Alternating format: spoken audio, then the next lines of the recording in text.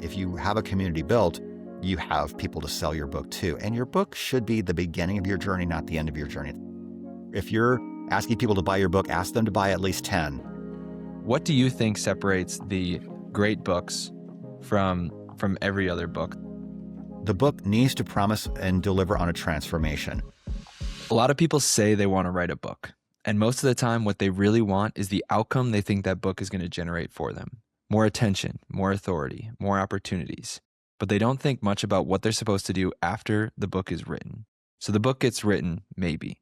And then it kind of stalls out because there's nothing built around it. So with that, I'm excited to be joined by Brian K. Wright. Brian helps people not only take what they know and write a book, but he builds a system and a plan around it so that this book and writing this book actually leads somewhere. In our conversation, we discuss why a book works best as the starting point, how to build attention before you ever publish, and how creating a real experiences around and with your work is what actually gets people to engage and care about the work that you're doing. If you get value from this conversation, be sure to subscribe and share it with a friend. And now here is my conversation with Brian K. Wright. Brian, thank you so much for being here. Thanks, Ian. Great to be here. Absolutely. So, Brian, a lot of people write books because they think it's going to get them attention, but most of the books don't really go anywhere. So I'm curious how you think about that. Like, what actually makes someone worth paying attention to? That's a really good question. I think if you have a following built up first, it certainly helps. If you're starting at zero and you want to write a book, I would probably recommend that you maybe have some kind of a following. If you're creating content, which a lot of people in your audience are, then that's a huge step forward because now you have people that you can potentially sell your book to.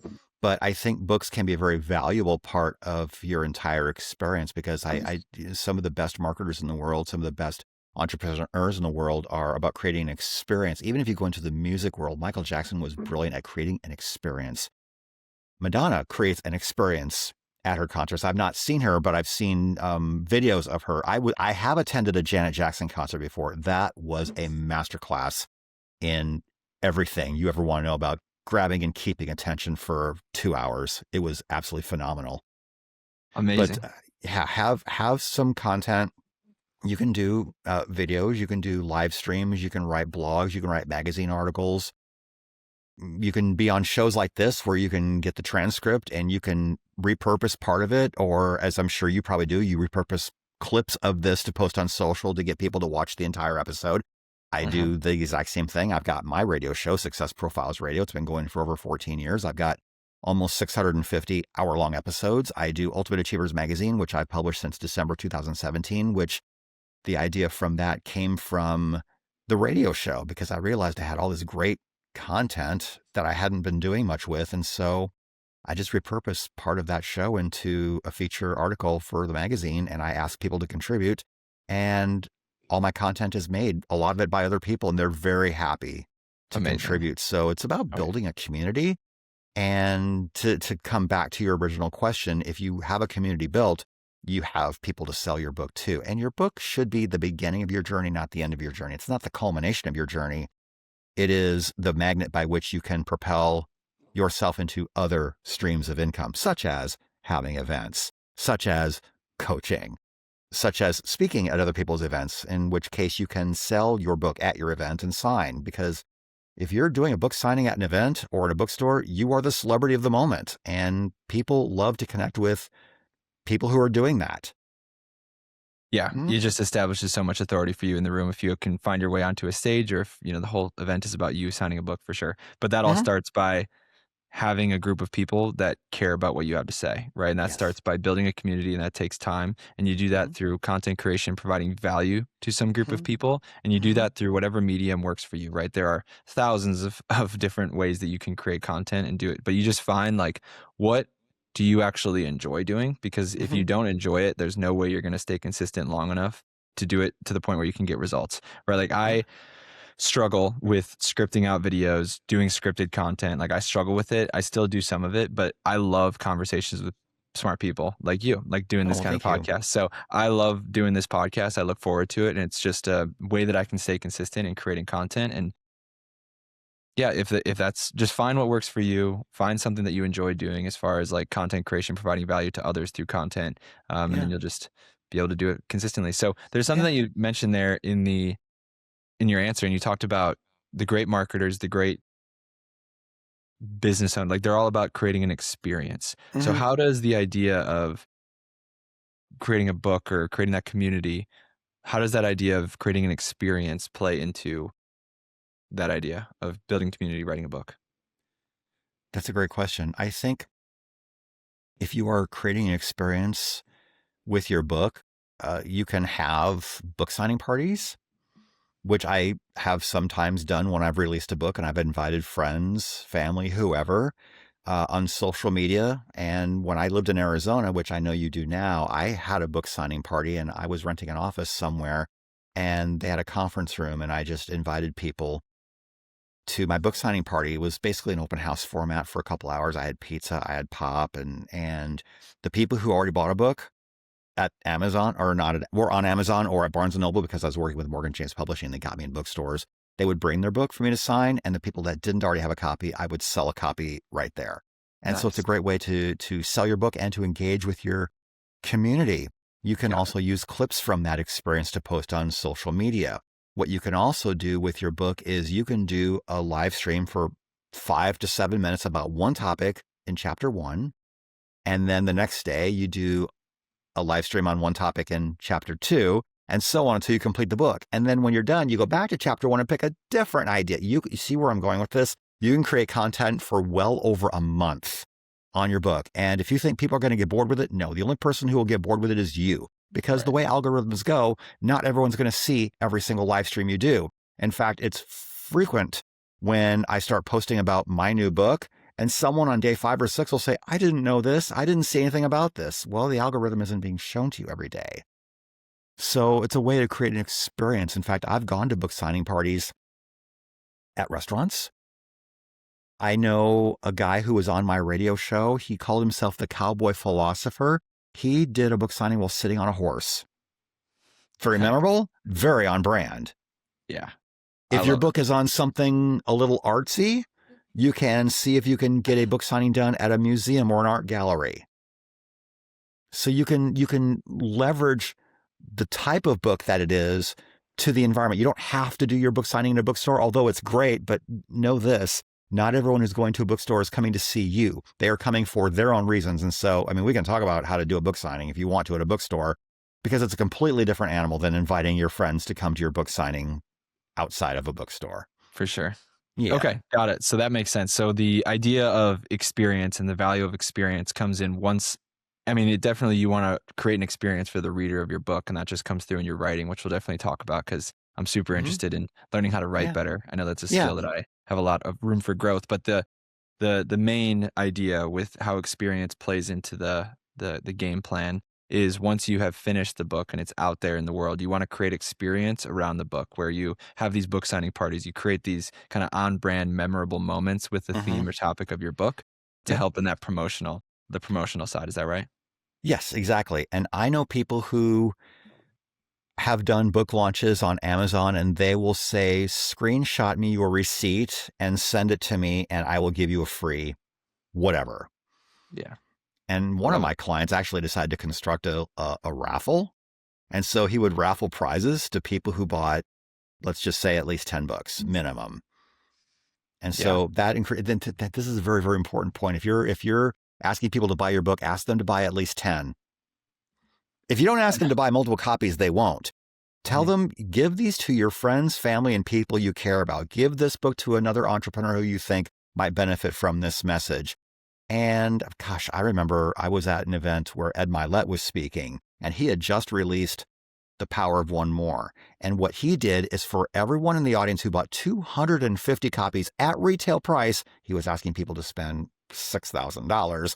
You got a free VIP day at his house. And everyone who bought 250 copies got to be at Ed Milet's house for the day. And for those who did it, it was a great experience. I have a friend who actually did that and says it was an amazing experience. So yes, you can, and if you've got a well-known name, you can leverage opportunities like that, but just get your mind going, get the wheels turning. What can you do to incentivize people to buy more? And what can you do to make your book memorable? I love that. Wow, that is a brilliant idea that I have not heard before. And Mm-hmm. now as you're saying it, I'm thinking back in my head. Like I'm a big Alex Hormozy guy. Like I've watched all Mm-hmm. of his stuff. And he just had like the whole $100 million money models live stream Mm-hmm. that broke all the records, at the Mm-hmm. end of last year. And his offer was very similar, where it's like, okay, you buy 200 copies of the book and then you get all this other stuff for free. So Mm-hmm. just creating experiences, creating events, creating memorable moments in the promotion, like not just, hey, buy my book, but like get creative in how you're promoting and how you're bringing the book to the world and incentivizing people to buy more. Yeah. That's super cool. Okay. Yeah. So then do you feel like the main reason that people don't get results after writing a book, right? And when I say results, people not buying the book and not getting traction is just all kind of comes down to the promotional piece, pretty much. It has a lot to do with it for sure. In fact, I had a client one time who messaged me the day after her book got launched, and she said, "Do I have to post about this again?" Yes, it's your baby. You don't quit feeding your baby the day after it's born. Right. Yeah. You It's an yeah, you have ongoing. to, because not everyone sees your message on launch day. I mean, yes, you want to get as many people to buy your book on launch day as possible, but people will continue buying your book for a few days, even 2 or 3 weeks after, if you just keep putting your message out there. Amazing. So now I want to get into how you actually help somebody go from an idea, right? They Mm-hmm. come to you, they see your write your book shirt at an event and they say, "Brian, I gotta write this book. I need you to help me write this book." So how do you help somebody go from that idea to something that works? So when somebody comes to you and says, "I want to write a book," how do you actually help them turn that into something that leads to real opportunities Mm-hmm. beyond just the finished book, right? So we kind of covered a lot of the promotional piece, but what Right. happens in that middle part? I ask people, why are you writing the book? Because that's important. If it's to fulfill a bucket list item, that's awesome. Are you using this to leverage in your business? A lot of people do that. Or is this just to tell your story and whoever? I mean, are you speaking to a business audience or a general audience? In fact, I had a client once who says, I've got 2 book ideas in my head. One's for a general audience and one's for a business audience, and I don't know which one to do. I said, well, which audience do you want to speak to first? He said, the general audience. I said, okay, well then that's the book we're doing first. So know why you're writing your book and know how you plan on using your book. And I'll start talking about some of the things we've already talked about, how you can leverage your book to create authority to start streams of income that will generate a lot more than $20 per sale. Coaching programs, you can charge thousands of dollars at a time. Creating an event where people attend your event and possibly go VIP with you, and that goes into a coaching program or an experience of some kind, whether it's a retreat. I mean, if I was to have a book writing retreat, I would probably rent a big house or rent a space that was big enough for us that we could workshop. And I've thought about doing this and I haven't done it yet. But for everyone to have attention, you probably want to limit something like that to 15 or 20 people. Sure. So you have to think about what kind of event would you want to leverage this into, where everyone attends or a very specific audience. But the events can be a deeper dive into the content you did in your book. For example, Secrets of the Millionaire Mind by T. Harv Eker. He has that book, and he was constantly throughout the book pitching the idea of your free 3-day event that you can go to. Now, to be very clear, after every session, he pitches a new program. So if you don't want to be pitched, word to the wise. But at the end, he offers you he and his team offer a whole conglomeration of all the programs into a big, massive VIP package. So the numbers work out that, yes, you can attend the event for free because that organization is going to make more than enough money to cover putting the event together. And that was the whole reason for the book, was to create a bunch of people who would want to come to his event that he could sell his coaching and mastermind programs to. So knowing why you're writing your book is really, really important. Yeah. And then what we do is we come up with what your outline is going to be, because people are bent on telling their story. Yes, that's great. But why am I interested? Outside of the 5 people that you talk to all the time, outside of your family, who else cares? And I mean that in a very loving, respectful way. Who else will care? Who is this message for? And we hone that in. We put together an outline. We do recorded sessions. I get it transcribed, and that gives me the skeleton to work with. Nice. So it really sounds like, and I've never written a book, right? Mm-hmm. But from my outside, and like as I'm learning more about this process, there's a lot more energy and attention that should be paid to the promotion and distribution. Like, how are you going to get this book in the hands of people who need it? Like who you want to serve, who you want to get this in the hands of, and then how Hmm. can you turn this book then into the foundation of multiple streams of income and multiple other opportunities. So that is something new to me. But let's speak to the person who maybe feels like, what do you think separates the great books from every other book that just kind of just like what separates the 1% of books that actually have a meaningful idea that communicates to people, like a transformational idea, versus the 99% of other books that are just kind of like this big ocean of books that are out there, you know? Maybe it is like, is it Yeah. the transformational idea piece? Like, what makes a great book great? I think a book that promises and delivers on a transformation is good. I think books on certain topics tend to do better. Something that will improve your health, something that improves relationships, something that helps you build wealth, something that helps you build your business. What core problem is your book addressing? If you're writing a book just to write a book, people can feel that as they're reading it and they may not finish it. But if your book is promising a transformation, like Ed Milet's book, The Power of Doing One More, you just know by the title that he's going to talk to you about not giving up and just doing that one more rep. And he has chapters on each aspect of your life. Do one more rep in the gym, have one more phone conversation in your business before the end of the day. I'll tell you, I used to work in call center environments and I didn't automatically log out 3 minutes before the bell. I would make that one more call, and I would even make one more call after, because if you can get one more sale once a week, that's 4 more sales a month. That's, 50 extra sales a year. Now, depending on how much money you make per sale, how much extra money is that if you make one more sale per week for an entire year? So the power of doing one more, he's promising a transformation. If you keep going and don't give up and just go beyond what everyone else is doing, you're going to have a transformation. I love Mel Robbins' book, The 5-Second Rule. It's just the idea of stop procrastinating. You count down 5, 4, 3, 2, 1, and then you must take action right now. Because if you're thinking about doing something and you don't take action, you're always going to be thinking about it. And then eventually you just give up on it and you never do it. And you didn't try. But her way of getting you to try is to just count down 5, 4, 3, 2, 1 and go. And don't be afraid of Amazing. looking dumb the first time, because you might. Your greatest Mhm. hit will not be the first thing you do. I can almost promise you that. So Right. the book needs to promise and deliver on a transformation. The book needs to be focused on what your audience will get out of it. And to your question, I think most people's books are written from I'm fulfilling my ego, whereas the most memorable books are written from a place of here's how I'm helping you. And that's Yeah. a big distinction. Yeah. So just coming from that authentic frame of service, like I am Mhm. doing everything I can in this book to serve you and give you everything that you need to experience this transformation, whatever that is.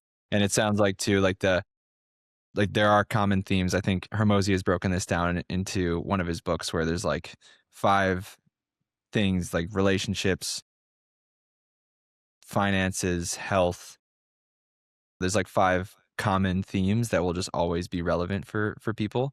Mhm. So finding whatever area, and if you have been working in this space where you're helping people, like if you're a consultant, if you're a coach, right, you already know what lane you would be in. It's just really comes down to, like, you need to deliver on that transformation. You need to come from a frame of just serving Yeah. others, like just doing what you Yeah. can. And I think one thing that stops people is they have too many ideas. In fact, I had a client once who said, I'm really confused about what this book should be about because I want to talk about this and this and this and this and this. And I said, I think you're trying to write 4 different books at once. And he Okay. stopped and said, you might be right. I said, well, here's what you do. You grab 4 legal pads. Anytime you come up with an idea, you figure out which bucket that idea belongs to. Pick one, Nice. start writing. If you come up with ideas that fit into one of the other buckets, write it down. Write enough down that you won't forget the idea. Yeah. And that way, when you're done with the first book, you at least have a head start on the next one and the next one and the next one. So if you find that your ideas are just all over the place, ask yourself, am I trying to do too much at once? It is entirely possible. Nice. That's a good idea too. Like the trying to cram way too much into one thing, and I've definitely been at fault of that. Like I haven't written a book, but like I host workshops, Mm-hmm. and in these workshops, I think I'm definitely going to take that advice and just focus on one idea. Right? It's Mm-hmm. hard. Like people have a lot going on in their lives, If you're trying to communicate like 18 different things to them in one thing, they're not going to remember any of it. Just focus on Mhm. one clear idea and just drive that home. And then when you have the next idea, that can be a separate piece. I love that. And it's Yeah. entirely possible that your idea is so big that you might actually need a series to explain it all. Nice. Use your first book to give you the general overview of your philosophy or whatever you're trying to do, and then write a separate book for each thing and just go from there. How does somebody know whether or not they have a book in them? You know, how does somebody know, like for me, right? Okay, like I've Mhm. built some expertise. I've worked with clients on a specific thing. Maybe the Mhm. people listening, they've been a consultant for a couple of years. They've helped people with a specific problem for long. But then there's like the imposter syndrome that comes in. It's just like, Yeah. do I have a book in me? Like, how does somebody know whether or not they have a book in them? I think everyone probably has a book in them somehow. What I would suggest, Ian, is that talk to, 5, 6, 7 people that you trust the most and ask them, if I were to write a book, what would you expect it to be about? The answer might surprise you. If I were to Nice. write a book, what would you expect it to be about? You might get some ideas that you hadn't even thought of. It's like, oh, am I really good at that too? Yeah, Amazing. If I were to write a book, what absolutely. would it be about? Because I feel like that question kind of unlocks the block in your brain where it's just, Hmm. you're not committed to writing this book. You're not saying, okay, I'm writing a book. What is it gonna, but you're just kind of removing that block in your brain. That's, hey, just no pressure. If you were to write a book, what do you think that it would be about? Like, what would you help somebody with? I love Yeah. that. And then once you get into the process of working with a client, Hmm. you mentioned that, you interview them, you get transcripts, and then you use that to build the skeleton. What kinds of Hmm. questions are you asking your clients that somebody could maybe take with them in the exploratory process of fleshing out the idea for their book? Like, what kinds of questions are you asking to kind of pull that book out of somebody? Well, if we have an outline, the first chapter is probably going to be, how did I get here? And then I'll ask them about their background. And in the course of someone telling their story, I might be like, wait a minute, expound on that, because I'm thinking as a potential reader. If I hear you say something and then you just gloss over it, I'm like, no, no, no, wait. Let's explore that some more. Yeah. So when I'm interviewing someone for the book, I'm listening as someone who might potentially read it. Well, obviously, I am going to read it because I'm writing it, but I'm listening for what a potential reader might want to know. And that's really the core question you have to keep coming back to, is how is this story serving my audience? And if you're talking about how, let's just say that part of your backstory is that you were homeless and slept in your car for 6 months. Okay, well, how did you get there? Because we want to know that. Yeah. And then we want to know, well, how did you get out of it? Mhm. How did you get by for that long? And why did it take you 6 months to not sleep in your car anymore? And what epiphany did you have that changed your life? And how do you know you're never going to get back to that spot again? Yeah. So just dig deeper. Just how did you Dig get deeper, here? Yeah, dig dig deeper. deeper. And I think some people are afraid of being a little vulnerable, but I'm like, you know what? You have to get over that a little bit, because the more authentic you are, the more people are going to like you and know you and trust you. People are not interested in reading about the hero's story. The person who has never done anything wrong, where everything went right, we all know that's a load of crap. So we want to hear, I mean, I don't necessarily mean the salacious dirt, because I don't ever advocate telling a story that doesn't have some kind of a resolution to it. We want to know, what was the problem and how did you solve it? Because there's a pretty good chance that someone who's reading your book also has gone through your problem or knows someone who has gone through your problem, and people are looking for answers. And they're looking to you as the person who wrote the book to provide some answers. And the more interesting your story is, the more likely you are to get invited on stage, to get invited on great shows like this. Yeah. And once your book is done, do a podcast tour, get on people's shows, post on social media, hey, I've got a book, and even say, who has a podcast that I can be a guest on and my book is about? I mean, people will raise their hand. Get into podcasting groups on Facebook, Yeah. because everyone there hosts a podcast or a radio show of some kind. Yeah. Absolutely. Yeah. I mean, there's podcasts that host for audiences of all types, right? Just Yeah. find whatever podcasts speak to your audience and then just go. Mm-hmm. And as a podcast host, I'm always looking for great guests that can provide value to my audience. So they're Yeah. 100% going to be open for that. And once you get to the point where you have a book, right? You already have a structured process and methodology that you can Yeah. come in and talk about. You've kind of already thought everything through. So now you'll be able Yeah. to communicate more cleanly when you get onto podcast conversations like this, which is super valuable. Absolutely. And when you have a book, it makes show prep a lot easier for your host. Oh, big time. Big time. Yeah. So easy money. Yeah. Yeah. 100%. I love it. And so when you're digging into those interviews with your clients, you're asking, so first chapter is how did you get here, right? Because you want to give them context on your experience and struggling with the Mm-hmm. problem that they're going to solve and like Mm-hmm. what that looked like. So then your audience who is also struggling with that problem can now connect with you, right? If you just Mm-hmm. open up to chapter 1 and you're just like, here's how to solve the problem, right? There's, it's not going to resonate as much if Mm-hmm. the audience isn't connecting with you as somebody who is Right. like can tell your story of how you experienced and connect with the pain that they're feeling through your own story and your own experience in struggling with that same problem. So that Mm-hmm. makes sense where you start there. And then when you get into, the teaching of the book, is there any Mm-hmm. kind of do you recommend, coming up with a framework of some kind, like acronyms? I don't know, like that's again, just like my layman Yeah. understanding, but like, how do you get into structuring the actual teaching of how to solve Some the problem? people do structure their expertise around an acronym, and that can be very helpful because now you automatically have a framework.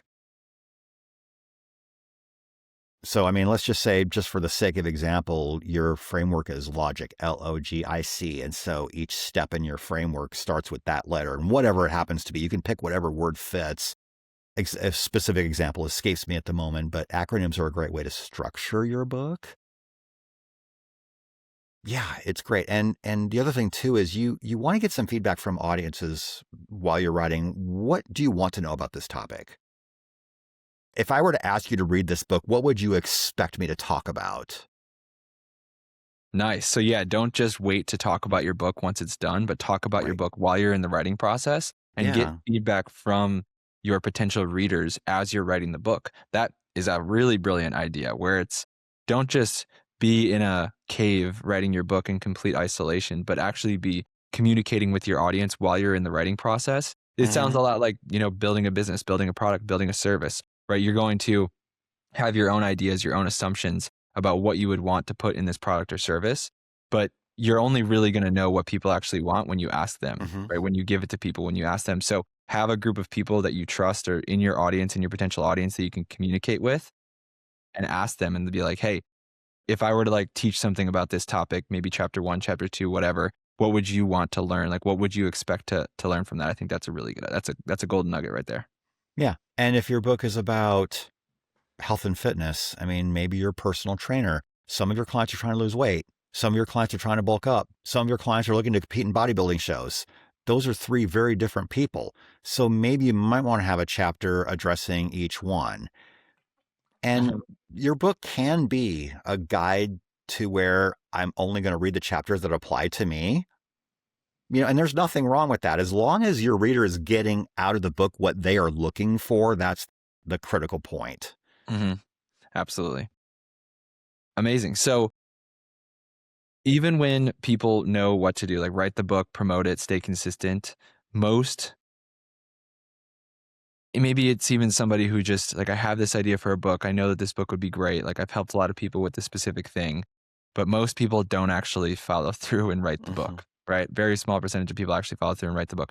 So where do you see people breaking down in that process? Like where do people struggle the most?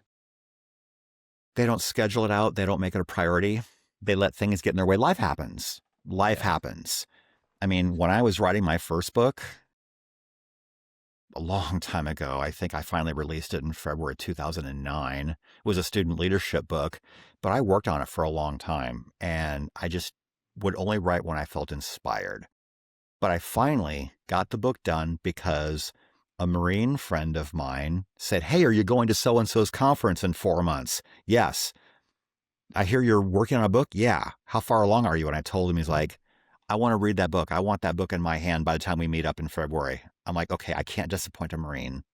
Yeah. So I made myself finish it. Yes, sir. God bless America. So I got done. Now, I would certainly do some things different because, as I mentioned before, your first attempt is not going to be your greatest hit, and this book was not my greatest hit. Although I will say, I have spoken at high schools with that book, and people have purchased multiple copies of that book. And I have done speeches at these high schools.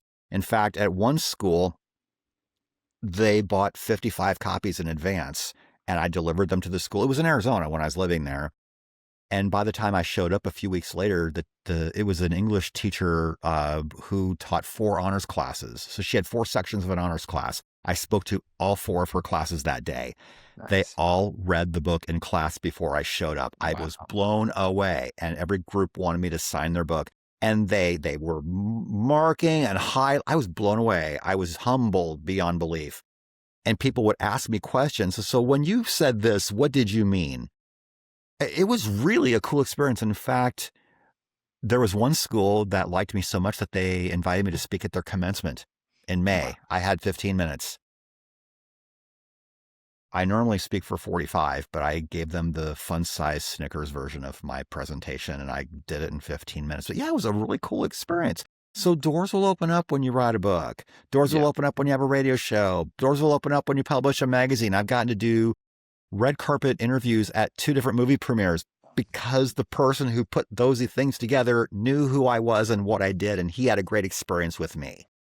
So again, it's about creating a great experience. It's about being prepared. It's about going above and beyond, over deliver. Yeah. And it starts by putting yourself out there and making it a priority, right? So like people struggle with getting the book out of them. Like they have this idea, you have to make it a priority, and you have to show up when you don't feel like it, right? And that's the same with everything, right? And a really interesting idea, and this is kind of a complete transition, going back to the idea of like, how do you know what you could write a book about? Like, what is your idea? And it reminded me, and you talking about you writing a book about student leadership, reminded me of the idea that just think about the previous versions of who you were, right? And the transitions that you have gone through in your life. Like, what transformations have you created in your own life? Think about the previous versions of you, and now you can write a book that can help that person, right? And think back to that previous version of who you are. Have you maybe thought about that idea in a little bit more detail? Absolutely. In fact, when I wrote my student leadership book, one thing I did to generate ideas is I wrote at the top of my legal pad, what makes an excellent leader? And my goal was to come up with at least 21 answers to that question. I came up with 30, and as the course of over the course of writing my book, those 30 ideas kind of meshed into 21 because some of them were pretty similar. So I had my goal. I had 21 short chapters, what makes an excellent leader. And as I was thinking about leadership, I was thinking about the companies I'd worked for, and there were some great examples of leadership. And there were examples of leadership that I absolutely would never, ever, ever want to emulate. So things happen for you. I said for you, not to you. Things happen for you for a reason. And that reason is there to serve you and to help you as long as you think about it that way. But every piece of the puzzle becomes more clear the more puzzle pieces you add. And so use your past experiences however you can, the good, the bad, the ugly, because it might help someone. Absolutely. Yeah. And just think back about the previous versions of who you were. You've gone through that transformation. You've made that shift in your own personal life. Like you've learned something about how to navigate that moment. And there are 7-8 billion people on the planet. There's a large group of people who have gone through that exact same process. And if you can provide some value to them, you can package that up into a book. And sell it. And the last point that you made there too, it's not inspiration, motivation, action. It flips, right? I forget exactly who wrote this. I think it was Ryan Holiday in one of his books. Talks about it starts with action, right? Mel Robbins, the 5-second rule. Like you just got to start. It's action, motivation, inspiration. Like you really are going to get inspired through action and through doing the work. If you're sitting around waiting to be inspired to get something done, you're going to spend a lot of time on the couch not doing anything. Right. Exactly. For sure. Amazing. Cool. So my experience with books, I've been a voracious reader. You can kind of see the bookshelf back there. I love reading books. Like I have never had any problem, buying books, reading books, consuming the content, coaching programs, consultants, all this stuff. Like I love buying the knowledge of other people and then being able to use that information. But like, do you see my experience with books, right, and maybe you see this with your authors, but struggling to help readers actually take action once they've finished reading the book. So like when readers finish the book and they go through the book and now it's time, okay, we've consumed the content. I know what I need to do. Now it's time for me to actually do the work. Like, how do you think about that problem of solving what I call like the client execution gap of getting the readers to take action on the things that you teach in the book? Well, I think some authors try to build a community. You know, when you're done reading the book, join my community on Facebook, and there'll be a link to the group in the back of the book or whatever. There might be a QR code that you can scan with your phone to take you to your Facebook community, and it's an opportunity to interact with other people who have also read the book and are trying to do the things in the book. So creating a community around your book can be a really great idea, because then people can connect and keep the conversation going. If you create an event out of this, you might want to create a community around the people who've attended your event. In fact, one of my Facebook groups is called Authorpreneur Live, and I've done 3 virtual events called Authorpreneur Live where we talk about writing, marketing, publishing your book. And yeah, authorpreneurlive.com. You can get access to, you know, the recordings if you really, really want to. Not selling anything here, but if you want to check it out, you can. And you create a community around that. And so I know who attended, and there's a community. And those are people who, some of them are writers for Ultimate Achievers magazine that I publish. Love it. Yeah. And you mentioned that if people want to get a free Yeah, if you want to get a free copy of Ultimate Achievers magazine, find me on Instagram, Brian K. Wright. Request me on Instagram and message me magazine, and I will send you, and I'll just ask you to provide your email so that I can email it to you, because the file might be too big to send an Instagram messenger. And I'll give you a free issue of the magazine. And if you want to subscribe from there, that's completely up to you, but I want to give you some value. In fact, the issue that I'm probably going to give you is the one where I interviewed Dr. Dennis Whaley. Nice. Amazing. Yeah. I will 100% be in line to get that copy for sure. But yeah, going back to the piece of like, how can an author create kind of accountability with the reader to get them to do the work that they tell them to do in the book, right? Because, and why is that piece critical? Like, why do you see it as important from an author's perspective? Like, if you get the reader to do the work that you tell them to do in the book, like, why is that beneficial for the author? Yeah. Well, you want self-help, not shelf help, because if you don't do anything with it, it just sits on your shelf. Get an accountability partner. If you and a friend are reading the book at the same time, have weekly accountability calls. Yeah. You know, how far are you? I mean, you'll like agree to read a book, read a chapter in the book every week or every day or whatever your interval is. You want to have someone be accountable with you for that. Yeah. And for me, what I do is I make sure I listen to 30 minutes of Audibles every day. I love Audible now. I do like reading the physical books, but I love Audible now. Yeah. In fact, Dr. Benjamin Hardy is probably my favorite author right now. And I'm listening to Who Not How. It's really awesome. I've listened to a bunch of his books lately. So yeah, I mean, as the reader, right, creating accountability, find somebody that you can do it with. Not only read the book, but like going beyond the point. Like I never struggle with reading, but it's like when you get to the end of the chapter and it's like, okay, now go do these 3 things. That's where historically I have struggled in like, okay, now go do these 3 things. But if you have that accountability partner, yeah, it definitely helps. Like accountability is absolutely massive in getting you to take action. Like for your book, right, with that Marine, like you told him that he was like, I want to read the book in February. You got it done. But kind of flipping the frame from an author's perspective, like why would the author want people to not just buy the book, but why would they want them to read the book and then do the work that they tell them to do to experience the transformation? Like, why is that a good thing from the author's perspective to get people to do the work? So why should they spend time thinking about how can I get my readers to do the work that I tell them to do? Well, if you're asking your readers to give you a testimonial on Amazon or a testimonial that you can use on your website, social proof is huge. If you can get a bunch of people to say, yes, I love this book and this is how it changed my life, that's massive. People who don't know who you are might be more inclined to want to check out your book, people who don't even know you yet. So it's a great way to draw people in.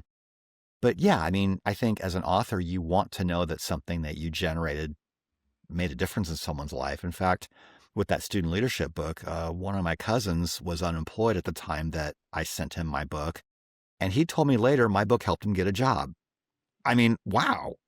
That was an incredible thing. I mean, that wasn't why I wrote the book, but there were things in it that he took from it and it helped him get a job, which was really cool for me to experience. Yeah, absolutely. Yeah. So like from the business side, if you get more people to read the book, then do the work that you tell them to do, experience the transformation, get value from their reading of your book and doing the work that you tell them to do, that's going to Mhm. lead to testimonials, them Mhm. referring it, telling other people to buy it. Then Yeah. also, if you offer other services on top of just the book, like if you have coaching, if you have other products, right, they're going to be more prone to purchase those Mhm. other things and stay in your programs for longer if Yeah. they actually do the work, get transformation, get the value, which comes Mhm. from, again, them doing the work. It comes from them going beyond just consuming the book, reading the book, but actually doing the work you tell them to do Right. to get the transformation.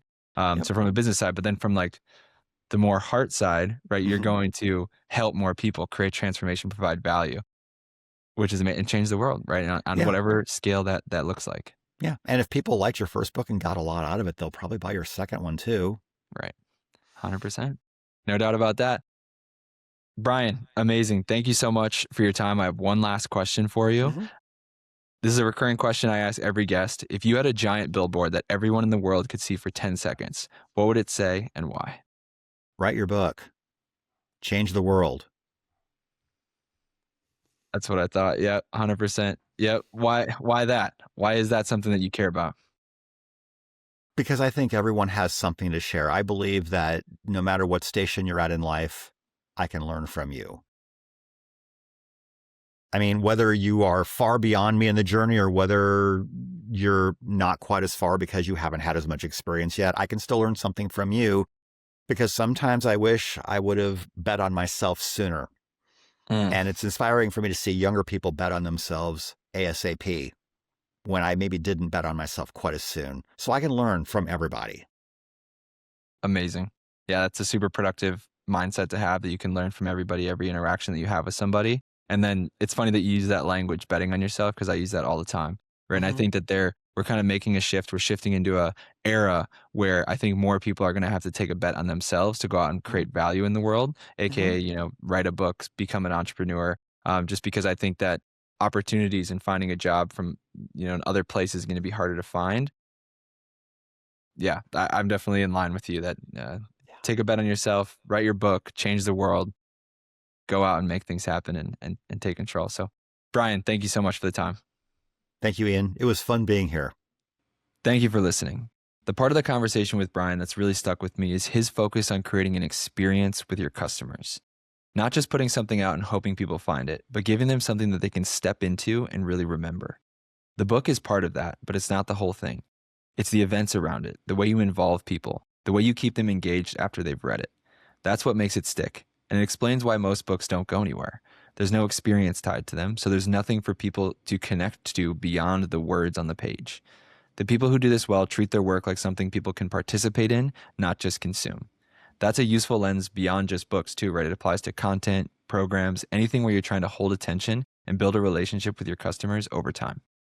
If you want to get connected with Brian and check out some of his work, you can find his Instagram and the link to his magazine in the description of this episode. And if you're an author, run a coaching program, course, or mastermind, and your clients aren't completing the work that you tell them to do, download the free Program Execution System Toolkit in the description. It shows you how to install what I call execution infrastructure so clients actually follow through and get results. Thank you for listening, and I'll see you in the next one.